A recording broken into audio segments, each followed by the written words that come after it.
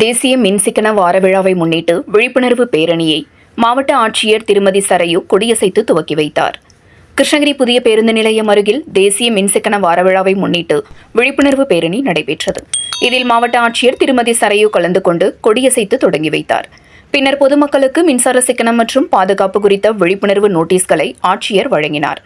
இதில் கிருஷ்ணகிரி, போச்சம்பள்ளி, ஹோசூர், தென்கனிக்கோட்டை கோட்டத்தின் பணியாளர்கள் 400 பேர் கலந்து கொண்டு மின் சிக்கனம் தேவை இக்கணம், சூரிய ஒளி இருக்க மின் ஒளி எதற்கு, மின் சிக்கனத்தை செய்து இயற்கை வளங்களை பாதுகாப்போம், இன்றைய மின் சேமிப்பு நாளைய தலைமுறைக்கு தடையற்ற மின்சாரம் என்பது போன்ற வாசகங்களை கொண்ட பதாதைகளை சுமந்தவாறு ஊர்வலமாக சென்றனர். புதிய பேருந்து நிலையத்திலிருந்து தொடங்கிய பேரணி அண்ணா சிலை, ராயகோட்டை மேம்பாலம், மகளிர் கல்லூரி வழியாக சென்று மாவட்ட மின்சார மேற்பார்வையாளர் அலுவலகம் சென்று நிறைவடைந்தது.